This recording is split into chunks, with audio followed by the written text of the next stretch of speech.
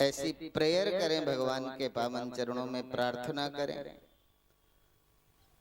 श्री राम जय जय राम, श्री राम जय जय राम, श्री राम जय जय राम, श्री राम जय जय राम। सत्य सनातन धर्म की अधर्म का, प्राणियों में विश्व का, गौ माता की, गंगा मैया की, सद्गुरुदेव भगवान की, सत्य सनातन धर्म की। ओम नमः पार्वती पतये हर हर महादेव। आए, हम सब भगवत कृपा के पात्र हैं। ये एक दो दिन का कोई खेल नहीं है। भाग्योदयन बहुजन्म समर्जितेन। भागवत के महात्मा में भगवत पाद वेदव्यास जी कहते हैं, भाग्योदयन बहुजन्म समर्जितेन सत्संगमम च लभते पुरुषो यदा। एक दो दिन का नहीं है, हजारों जन्मों के सुकृत पुण्य जब उदय होते हैं तब हमारा सत्संग में मन लगता है। सत्संग का अर्थ ही है, सत्संग का अर्थ केवल नाच लेना नहीं है, सत्संग का अर्थ केवल कथा में बैठ जाना नहीं है। इसलिए तीन तरह के श्रोताओं की चर्चा होती है और तीन तरह की कथा होती है। तीन तरह के श्रोता, सोता और सरोता, ये तीन तरह के श्रोता हो गए। और तीन तरह की कथा, रोचक, भयानक और यथार्थ। आपने रोचक कथा सुनी होगी, भयानक कथा सुनी होगी, पर जिस यथार्थ के प्रतिपादन के लिए आज युग पुरुष पूज्य सद्गुरुदेव भगवान व्यासपीठ पर उपस्थित हैं, ऐसा अद्भुत क्षण जीवन में कभी कभी आता है, कभी कभी। इसलिए गुरु एक वो नहीं है, गुरु उसे कहते हैं, बोले सच्चा सद्गुरु वही कहावे, जहां का जीव तहां पहुंचावे। अब देखो, आपका देखा ना मन, अब ये अव्यवस्थित चित्ता नाम प्रसादोपि भयंकरा। ये जो अव्यवस्थित चित्त से है ना, जैसे कुछ जब हम भगवान की कथा में होते हैं सारा संसार पलट जाए पर हम भगवान की कथा में एकाग्र हों, पर कोई थोड़ा सा बगल से निकलता है तो हमारा चित्त भटक जाता है। अर्थात हम एकाग्र नहीं। एकाग्रता किसी भी कार्य की, किसी भी वस्तु की सिद्धि है। जब तक हम एकाग्र नहीं होंगे तब तक जीवन में सिद्धि को प्राप्त नहीं होते। इसलिए अव्यवस्थित चित्ता नाम, अव्यवस्थित चित्त से किया गया कोई भी कर्म प्रसाद के रूप में जब मिलता है वो भयंकर होता है, सुखद नहीं होता। सुखद हो, लाभप्रद हो, उसके लिए हम एकाग्र हो, एकाग्र भाव से हम कथा को श्रवण करें। इसलिए मनुष्यत्वम मुमुक्षुत्वम महापुरुष संश्रया। जीवन में हम मनुष्य हो गए हैं ये बड़ी बात नहीं है, मनुष्य हो गए हैं ये संसार के लिए। ऐसे तो प्रकृति का चरमोत्कर्ष विकास कब हुआ? जब भगवान ने मनुष्य का निर्माण किया। ये प्रकृति का सबसे चरमोत्कर्ष विकास है जब भगवान ने मनुष्य का निर्माण किया। पर मनुष्यत्वम मुमुक्षुत्वम, मनुष्य से यदि कोई श्रेष्ठ मनुष्य है तो वो कौन है? बोले जिसके जीवन में मुमुक्षा है, मोक्ष की इच्छा है, मुमुक्षुत्वम महापुरुष संश्रया। और जिनके जीवन में मुमुक्षु है, जिन्हें मोक्ष की इच्छा है, उन्हें सद्गुरु फिर भगवान मिला देते हैं। कहते हैं भगवान जब कृपा करते हैं तो क्या करते हैं? बोले जब भगवान कृपा करते हैं तब किसी ब्रह्मज्ञानी संत से मिला देते हैं। ये भगवान की कृपा है हम पर। इसलिए भगवान की कृपा कब हुई?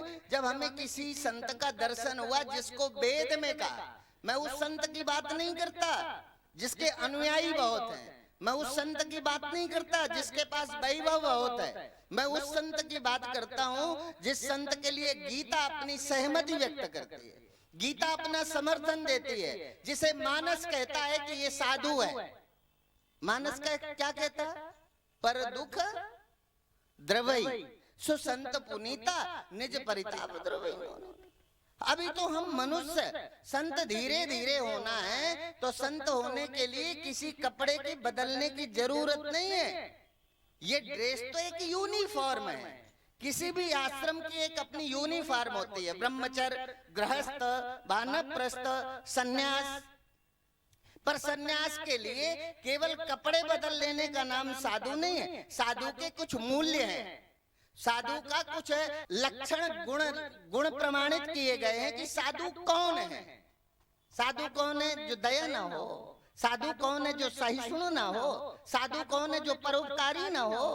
मतलब जो स्वार्थी है उसका नाम साधु है नहीं, जो परोपकारी है उसका नाम साधु है।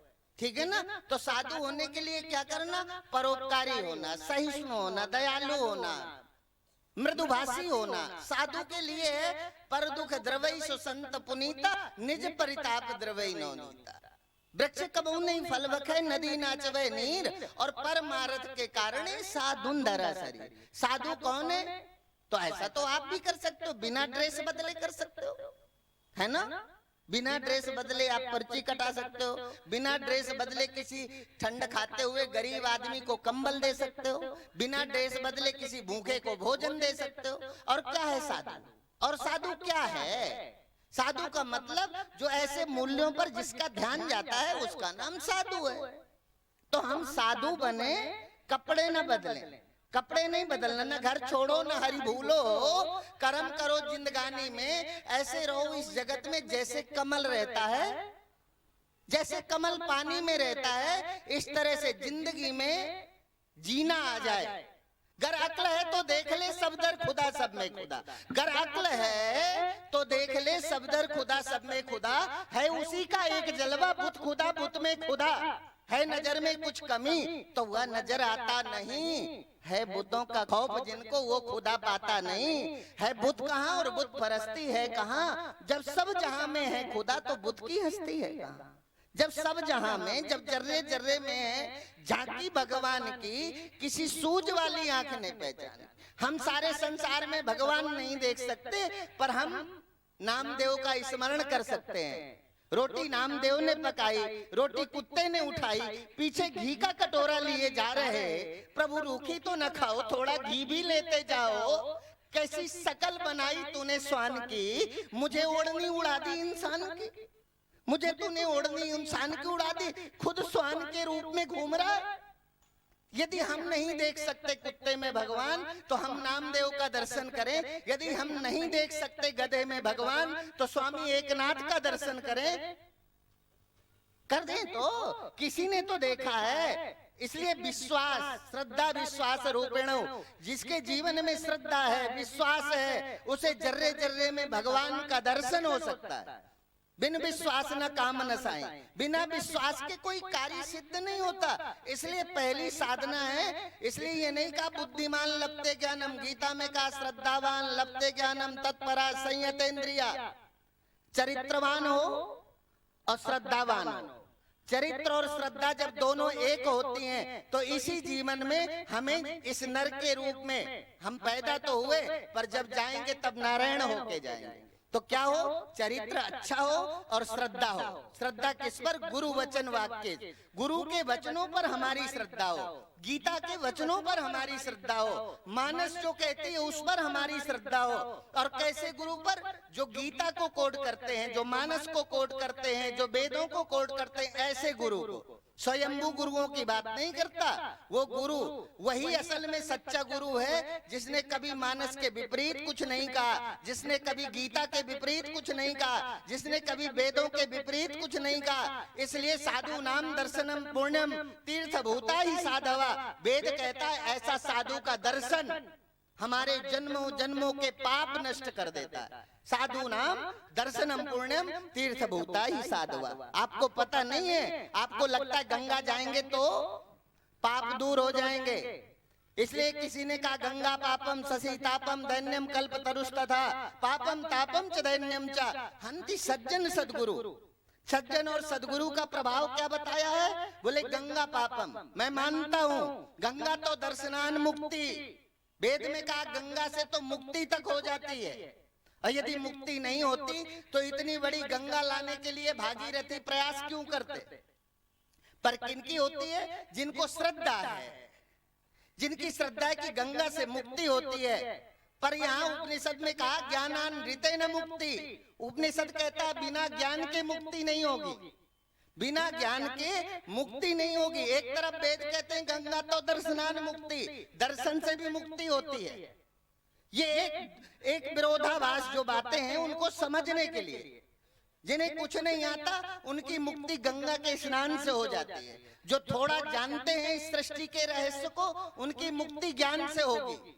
इसलिए गंगा पापम, गंगा के स्नान से पाप नष्ट होते हैं। गंगा पापम ससीतापम। कैसे होता है? पाप कभी जाते तो देखे नहीं। यदि पाप कभी दिखते होते या पाप है तो कभी भी कोई बुरा कर्म न करता। पाप का परिणाम यदि तुरंत मिलता तो दुनिया में आप कहते कि पाप करो तो भी कोई पापी न बनता। पर पाप दिखता नहीं है, पाप का फल तुरंत मिलता नहीं है। इसलिए यदि पुण्य का भी फल तुरंत मिलता तो लोग कहते पुण्य मत करो, तब भी तुम कहते नहीं हमारी तो 1500 की पर्ची काट दो, हमें तो पुण्य करना है। क्योंकि पुण्य का फल सीधे दिखाई देता ना, सीधे नहीं दिखाई देता। लगता है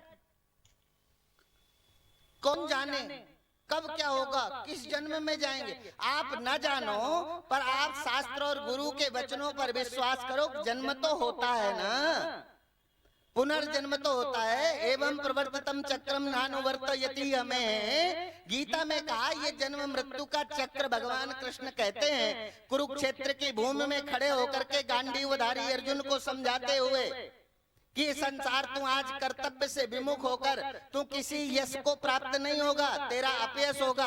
तू मारना चाहे न मारना चाहे, पर अधर्म का नाश, परित्राणाय साधूनाम विनाशाय च दुष्कृताम धर्म संस्थापनार्थाय संभवामि युगे युगे। मैं जिस लिए आया हूं मैं तो काम करूंगा। तू परिवार को न भी मारे तो मैं मारूंगा, ये मरेगा। क्योंकि मैं तो धर्म संस्थापनार्थ आया, मैं तो धर्म की स्थापना के लिए आया हूं, पर तेरा अपयश हो जाएगा।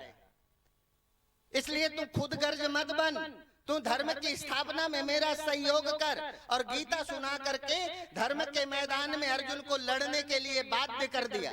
इसका मतलब युद्ध करना कोई पाप नहीं है, पर किस नियत से तुम लड़ते हो ये पाप है। आज जब भारत सरकार हमें भगवान की कृपा से, आप कल्पना करिए कोई भी राजनीतिक पॉलिटिकल पंडित अपना अनुमान बताए कि जिस समय भारत में भारतीय जनता पार्टी की सरकार आई, जब पूर्ण बहुमत से आई, ऐसा कोई भारत का मानचित्र खींच के दिखाए राजनीतिक पॉलिटिक पंडित कि आज ऐसी स्थिति थी कि भारत में कोई एक सरकार अपने दम पर पूर्ण बहुमत पर सरकार बना लेती। नहीं था, किसी के अनुमान में नहीं था, राजनीतिक पार्टियों के अनुमान में नहीं था। इसलिए तो हमने अलायंस तैयार किए। पर आज ठाकुर जी की कृपा से परमात्मा ने कृपा की, और जिस ओर बढ़ता हुआ अंधकार की ओर बढ़ते हुए समाज को एक जीवन मिले, इसके लिए आज ये भगवत कृपा से हमें पूर्ण बहुमत की सरकार मिली। इसलिए मैं कहता हूं कि मैं नागरिक संशोधन बिल का समर्थन करता हूं, और आप सबको भी करना चाहिए। हाथ उठा के उद्घोष करिए। ये भारत का वो इतिहास का वो स्वर्णिम दिवस है जहां ये निर्णय लिया जा सकता है, बताया जा सकता है कि मैं भारतीय हूं। और यदि किसी को भारतीय होने का गर्व है तो किसी भी संप्रदाय मजहब का व्यक्ति हो, भारतीय होना कोई मजहब के दीवारों के अंदर नहीं आता। भारत तो उसे कहते हैं जहां वसुदैव कुटुंबकम, जहां की संस्कृति है कि सारा संसार मेरा परिवार है। तो मुसलमान मेरा दुश्मन कैसे हो सकता है? मुसलमान दुश्मन कैसे हो सकता है? सिख मेरा विरोधी कैसे हो सकता है? हम तो उस संस्कृति के पाले पोसे हुए व्यक्ति हैं जहां सारा वसुदैव कुटुंबकम, सारा विश्व मेरा परिवार है, ऐसा हम स्वीकार करते हैं। और देखो, जीवन में यदि सफलता पाना है तो अपने जीवन में 6 गुण पैदा करो। उद्यम, साहसम, धैर्यम, बुद्धि, शक्ति, पराक्रमा, सडेते यत्र वर्तन्ते तत्र देवो सहायका, दैवीय सत्ता। ये राजनेता क्या, ये राजनेता आपकी सहायता क्या करेंगे? भगवान भी आपकी सहायता करने के लिए मजबूर हो जाएगा जिस दिन आपके अंदर ये 6 गुण पैदा होंगे। क्या? उद्यम, साहस, धैर्य, बुद्धि, शक्ति, पराक्रम, सडेते यत्र वर्तन्ते तत्र देवो सहायका। जिसके जीवन में ये, जिस समाज में, जिसके जीवन में, जिसके परिवार में ये 6 गुण पैदा हो जाते हैं, दैवीय सत्ता उसके साथ कदम से कदम मिला के चलती है और नए नूतन आयामों को प्रशस्त करने में सामर्थ्य होता है। इसलिए हमें आज जरूरत है, हम जहाँ कथा के इस पावन प्रसंग पर हों, वहीं हम अपने भारत के प्रति चिंतन करें। भारत कैसा भारत? लिविंग रिलेशनशिप वाला भारत? कैसा भारत? जब कोर्ट में हमारा ही भाई जब कोर्ट में पति पत्नी तलाक के कागज तैयार करके खड़े हो, इस भारत का नाम भारत है? इसलिए भारत का सिकंदर ने कहा, सुकरात से क्या तुझको लाऊंगा, फतेह कर हिंद को वापस में जब ईरान आऊंगा। सुनो साहे सिकंदर, यदि फतेह भारत को तुम जाना, हमारे वास्ते भारत से ज्ञानी गुरु लाना। लाना अमर बेली, सुनो राजन कमल गीता, नृपति तुम भूल मत जाना, कहानी राम और सीता।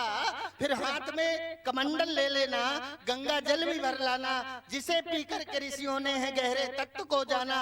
फिर हाथ में एक बांसुरी लाना, बजाकर हम भी देखेंगे कि कैसा स्वर है मस्ताना। ये सभी चीजें नृपति जब भारत से लाओगे, तब सभी द्वीपों के नरनामी शहंशाह कहलाओगे। ये भारत का गुरु है जो बताता है, राम मरे तो मैं मरूं, नहीं तो मरे बलाए। अविनाशी को बालका मरो न मारा जाए।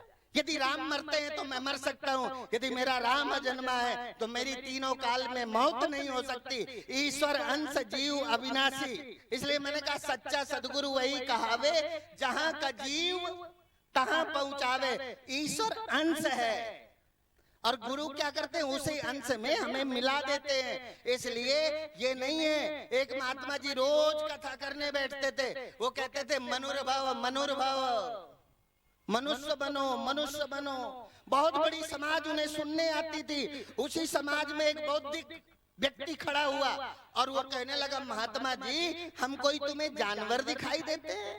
कोई कुत्ता तुम्हारी कथा सुन रहा है क्या? हम सारे मनुष्य आपकी रोज कथा सुनते हैं और आप रोज कथा के प्रारंभ में एक ही शब्द कहते हैं, मनुर्भव, मनुष्य बनो मनुष्य बनो। महात्मा जी ने कहा, भाई जैसा मुझे दिखाई देता है आज संसार, वही तो मैं कह रहा हूँ। आप आ जाओ, आप देख लो। व्यासपीठ का मतलब जहां से बैठकर सही सही देखने की दृष्टि मिलती है, उसको हम व्यासपीठ कहते हैं। जहां ठीक से संसार, जगत और जगदीश को ठीक ठीक देखा जा सकता है, उसको हम व्यास और आचार्य कहते हैं, और उसी गद्दी को हम व्यास गद्दी कहते हैं। इसलिए महात्मा जी के पास आया और महात्मा जी ने एक अपना सिद्ध पट दे दिया, सिद्ध पट दिया और ओढ़ करके देखा तो मनुष्य पंडाल से गायब था। कुत्ता, गधा, घोड़ा, बिल्ली, सारे लोग बैठे थे, आदमी नहीं था। आदमी और स्त्री कहीं था नहीं। अरे बड़े आश्चर्य में पड़ गया, गुरुजी तुमने तो संसार का विचित्र दर्शन कराया। अब वो प्रभावित होकर गुरुजी का शिष्य बन गया, आश्रम में रहने लगा, सेवा करने लगा। अब सेवा करते हुए एक दिन उसे घर की याद आ गई, क्योंकि घरवाली से दुखी होके आया। बहुत लोग हैं जो घर से दुखी होके आते हैं, फिर भक्तों का फोन आता है, महाराज जी हमारा पति हरिद्वार तो नहीं आया, हमारी पत्नी चित्रकूट तो नहीं चली गई, पता करो आश्रम में। ठीक है ना? तो देखा तो एक दिन महात्मा के साथ रहा, कुछ दिन बाद उसे फिर बच्चों की याद आई। खेल नहीं है इस ममता से दूर जाना। हम बच्चों से अपमानित होते हैं, फिर उन्हीं के लिए मरते हैं। अपमानित होते हैं, फिर उन्हीं के लिए मरते। इसको कहते हैं मोह, इसको कहते हैं ममता। ममता के वशीभूत होकर हम किसी राष्ट्र निर्माण में नहीं लगते, अपने को आहूत नहीं करते। अब उसे याद आई अपनी पत्नी की, बच्चों की। गुरुजी से बोला, गुरुजी आप आज्ञा करो तो मैं अपने घर। बोले ठीक है बेटा, घर चले जाओ। अब घर जाने की आज्ञा मिली तो एक दिन बड़े प्रेम से बोला, गुरुजी घर तो जा रहा हूँ, पर मैं चाहता हूँ कि आपका वो सिद्ध पट मिल जाए जो उस दिन आपने मंच में मुझे उड़ा के सारे संसार का दर्शन कराया था। गुरुजी बोले क्या करोगे? बोले जिस पत्नी से दुखी होके आपके पास आया था, मैं देखूंगा मेरी पत्नी क्या है। अब वो सिद्ध पट लेकर के घर गया, बड़ा प्रसन्न था। गुरुजी मिल गए थे, संसार को ठीक ठीक जान चुका था। अब पत्नी को आवाज लगाई, गेट में नोक किया, दरवाजा खुला, पत्नी आई, प्रसन्न देखा, सोचा आज इतने प्रसन्न कैसे हो, शादी के बाद कभी नहीं हुए। पति बोला आज मुझे गुरुजी मिल गए। गुरु मिल गए मतलब जीवन में प्रसन्नता मिल गई। गुरु मिले जीवन में संपदा मिल गई, गुरु मिले जीवन में जीने का सलीका आ गया, गुरु मिले जीवन में चरित्र का निर्माण हो गया, गुरु मिले संस्कृति का प्रभाव हो गया, गुरु मिले तो उदारता का भंडार हो गया, और गुरु मिले तो जीवन की दरिद्रता खत्म हो गई। जिसको ऐसा नहीं हुआ उसको गुरु नहीं मिले। जिसके जीवन में ऐसा नहीं हुआ गुरु का, तो घर गया और दरवाजा जैसे पत्नी ने खोला, पत्नी से कहा ऐसा खुश क्यों हो? पति ने कहा मुझे गुरुजी ने देखने की दृष्टि दे दी है, आज मैं संसार को ठीक ठीक देख सकता हूँ। तो बोले अच्छा ये दृष्टि मिल गई? तो बोले आज मैं तुझे भी देखूंगा। बोले देखो। और जैसे वस्त्र ओढ़ के देखा तो पत्नी गायब थी, सामने कुतिया महारानी खड़ी थी, हाथ जोड़ा, बोले जय हो, आज गुरुजी ने दर्शन करा दिया। जिस कुतिया के चक्कर में ये भाव भाव करती रही, शादी के बाद मैं छोड़ के मरने गया, गुरुजी मिले तो कम से कम ये दर्शन तो हुआ। बोले अब तुम कितना भी मुझे भला बुरा कहे, मैंने देख लिया, तू आदमी तो नहीं है, तू मेरी स्त्री के रूप में कहीं ना कहीं कुतिया है। तो पत्नी ने धैर्य पूर्वक कोई प्रतिकार नहीं किया। पत्नी ने कोई बात नहीं है, पर मेरे जीवन में, क्योंकि पति भी कभी प्यार से नहीं बोला, पति भी जब आए पत्नी को ठूसा मार दे, लात मार दे, घूसा मार दे। तो पत्नी ने कहा पति परमेश्वर जी मुझे भी वो वस्त्र दे दो ना, मैं भी तो ओढ़ के देखूं मेरा पति क्या है। तो ओढ़ के देखा तो पति तो गायब थे, पति परमेश्वर की जगह गधा परमेश्वर खड़े थे। अब गधा खड़ा देखा तो पत्नी जोर से हंसी, लगा कि ये तो मैं जिस पति से दुखी होकर रोज भगवान को कोसती थी, ये कहां से मिल गया। आज पता चला ये पति के साथ साथ गधा भी है, और गधा का स्वभाव तो लात ही मारना है। जो घर में दिन भर लात और घूसा चला है समझो वो गधा, और जो दिन भर लड़ती रहे समझ लो कुतिया। ऐसा ही कथाकार जो है सुनान दे, तो ये कथा वो है। अब ऐसा नहीं कि मनुष्य, इसलिए इसका डिफिनेशन किया, समझाने का प्रयत्न किया।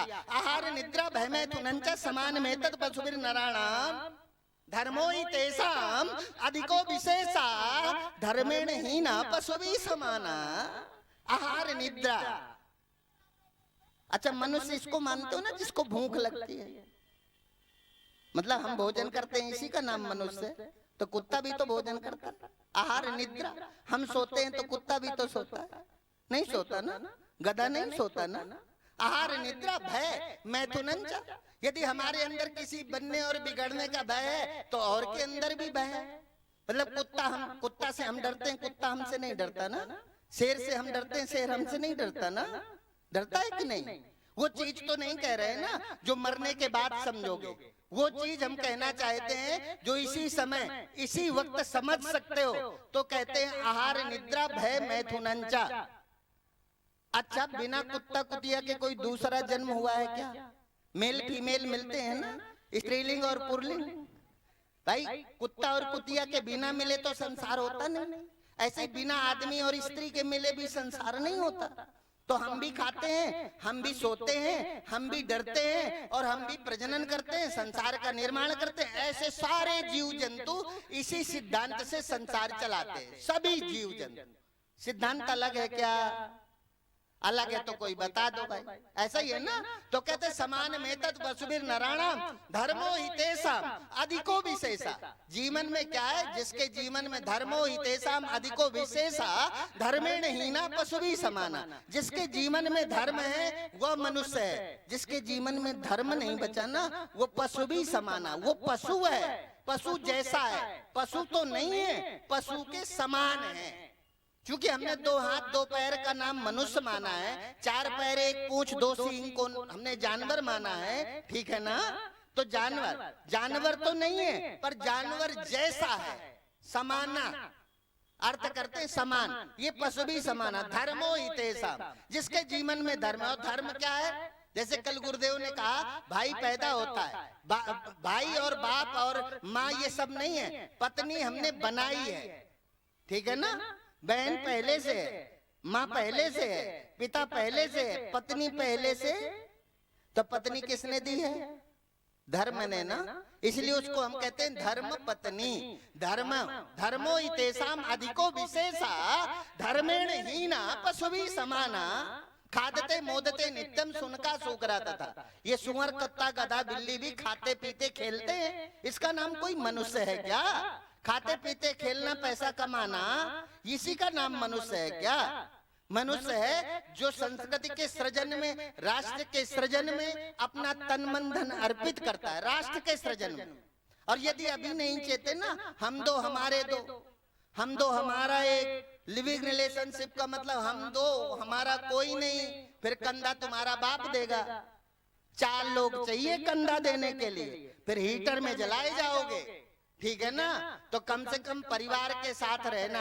अलग होकर बहुत सुख नहीं मिलता, स्वतंत्रता कोई सुख नहीं है, ठीक है ना? इसलिए जीवन में क्या है, धर्मो हितेशा स्वधर्मे निधनम श्रेया परधर्मो भयः।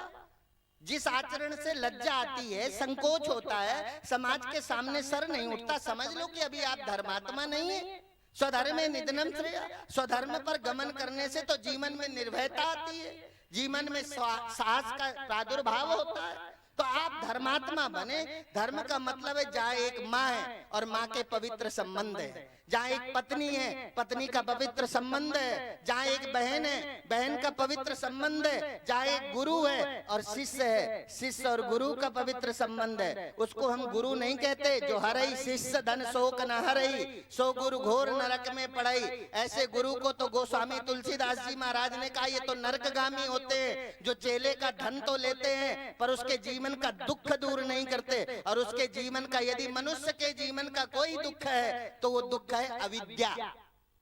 अविद्या जब तक निवृत्त नहीं होगी, कितना धन कमा लो, कितना वैभव संपन्न हो जाओ, पर दुख से मुक्त नहीं हो सकते। ये अविद्या अज्ञान जन्य है, ठीक है ना? इस अज्ञान जन्य अविद्या को दूर करना है तो गुरुओं की शरण में बैठो। ये दुख कष्ट होना हमारा प्रारब्ध का खेल है, कष्ट प्रारब्ध से मिलता है, क्योंकि कष्ट शरीर का धर्म है। शरीर में कष्ट होता है, मन में कष्ट नहीं होता, मन में सुख और दुख होता है, ठीक है ना? और आत्मा में मृत्यु नहीं होता। नैनम छिन्दन्ति शस्त्राणि नैनम दहति पावका न चैनम क्लेदयन्त्यापो न शोषयति न मारुता।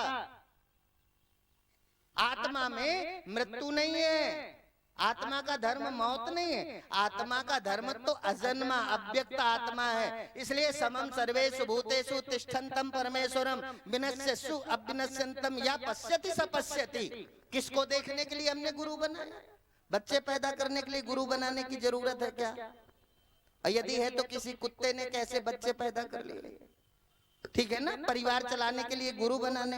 हाँ, गुरु एक परिवार चलाने का आर्ट तो देगा हमें, पर ये संसार के ज्ञान के लिए गुरु की जरूरत नहीं है। गुरु तो हमें संसार के अतिरिक्त गो गोचर जहाँ मन लग जाई सो सब माया, जहां तक तुम जानते हो ये तो सब माया है। और जो तुम्हारी इंद्रियों से जाना नहीं जा सकता, इंद्रियातीत सत्य जो आंखों से नहीं दिखाई देता, जो कानों से सुनाई नहीं देता, बिन पग चले सुने बिन काना, बिन कर कर्म करई विदनाना, आनंद रहित सकल रस भोगी, बिन वाणी भक्ता वड़ जोगी। ऐसे परमात्मा को जानने के लिए वो अजन्मा का जन्म, गुरुदेव ने एक पुस्तक लिखी थी अजन्मा का जन्म। उस अजन्मा का जन्म, उस अजन्मा के जन्म के सबसे बड़े प्रमाण तो हम है ना।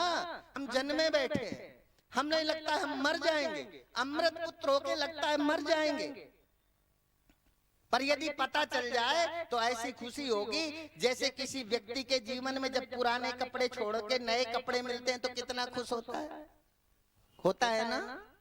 हम तो होते थे, जब हमारे माता पिता नए कपड़े लेके आते थे तो पुराने तुरंत उतार के, माता कहिए इतने दिन सुम इतना फाटे सुम्मा जरे मंगल हिराए कल कल करे, मतलब वो कहे मंगल को कपड़ा आ जाए तो बोले अब मत पहनो, बुद्ध को पहनना।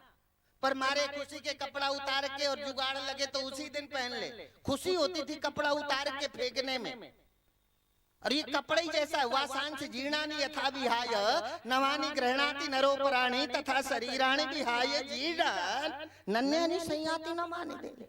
ये यदि आत्मा इस पुराने शरीर को, कचड़ा शरीर को छोड़ करके नया शरीर धारण करना चाहती है तो दुख होता है, रोते हैं, लगता है छूट जाएगा तो मर जाएंगे। ये मरते वरते नहीं है, ये तो वस्त्र बदलने जैसी प्रक्रिया है। न समझी के कारण छाती पीटते हैं और रोते हैं, और ये न समझी हटाने के लिए गुरुओं का जन्म होता है, और ये न समझी हटाने के लिए गुरु हमारे नगर में आते हैं और गुरु हमारे जीवन में आते हैं। इसलिए गुरु हमारे जीवन में परम आवश्यक हैं। संसार चलाने के लिए, फैक्ट्री चलाने के लिए अलग अलग तरह के गुरु होंगे, पर अमृत प्राप्त करने के लिए आध्यात्मिक महापुरुष की जरूरत होती है। और आज हमें ऐसे आध्यात्मिक एक महापुरुष मिले हैं जिनको हम युग पुरुष के रूप में जानते हैं, ठीक है ना।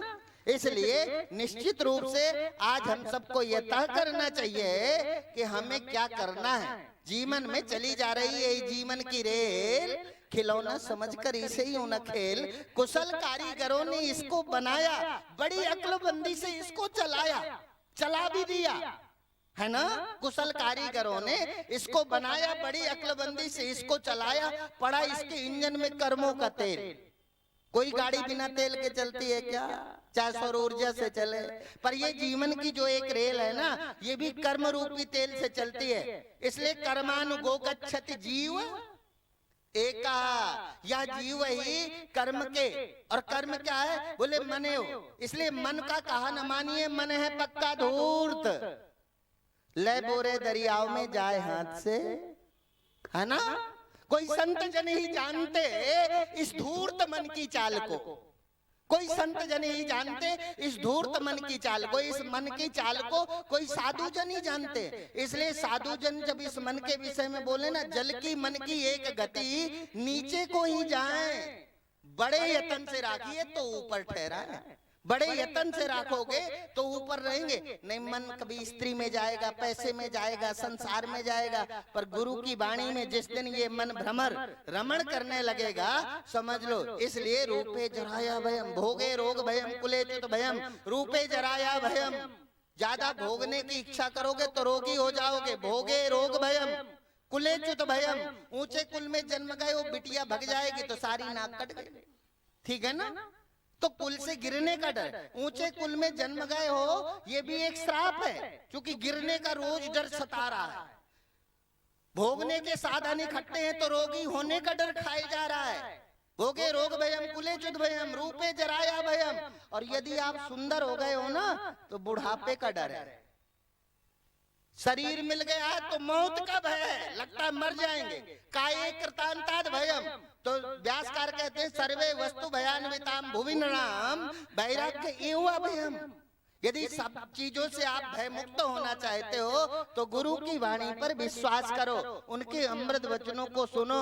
और यदि गुरु ने कहा है कि तुम कभी नहीं मरते हो, तो काल की भी तुम पर गति नहीं हो सकती, काल भी तुम्हारा कुछ नहीं बिगाड़ सकता। इसलिए गुरु की वाणी पर विश्वास करो और जीते जी मुक्त हो जाओ। जीते जी मुक्त होने का साधन है गुरु की वाणी पर विश्वास करना, ठीक है ना। इसलिए गुरु की वाणी पर हम सबको विश्वास करते हुए, और समय कम है, हम गुरुदेव को भी सुनेंगे, पर ये इस परंपरा को शतम विहाय भोक्तव्यम सहस्त्रम स्नानम आचरेत लक्षम विहाय दातव्यम कोटिम त्यक्त्वा हरिम भजेत। यहाँ तक आचार्य ने कहा शतम विहाय भोक्तव्यम, 100 काम छोड़ो तो भोजन करो। भोजन के लिए इतना जोर, 100 काम छोड़ना पड़े, हम 100 काम को करने के लिए भोजन छोड़ देते हैं, पर आचार्य कहते हैं 100 काम छोड़ो, भोजन करो। क्योंकि भोजन करोगे तो शरीर स्वस्थ होगा। शरीर माध्यम खलु धर्म साधनम, साधन धाम मोक्ष कर द्वारा पाइने जय परलोक। ये साधन धाम है, इसलिए इस गाड़ी को ठीक करने के लिए 100 काम छोड़ो, भोजन करो। शतम विहाय भोक्तव्यम सहस्त्रम स्नानम आचरेत, 1000 काम छोड़ दो, पर इसकी पवित्रता के लिए स्नान आदि करो। स्नान से इस बदन को शुद्ध करो, पवित्र करो। लक्षम विहाय दातव्यम, और करोड़ों काम छोड़ करके भी लक्षम 1 लाख काम छोड़ना पड़े तो छोड़ दो, उससे अपना दान अंश निकाल करके किसी संस्कृति और संवर्धन के लिए अपना दान करो, लाख काम छोड़ करके। पर कोटिम त्यक्त्वा हरिम भजेत, उससे भी यदि कोई श्रेष्ठ काम है तो कहते हैं करोड़ों काम छोड़ो और भगवान का भजन करो। और जो भगवान का भजन करते हैं वो इस जीवन में सुखी होते हैं। आए, मैं अपनी वाणी को यहीं विराम देते हुए पूज्य सदगुरुदेव भगवान के चरणों में प्रणाम करते, बोलिए सदगुरुदेव भगवान जय जय श्री राम। बोल सदगुरुदेव भगवान की।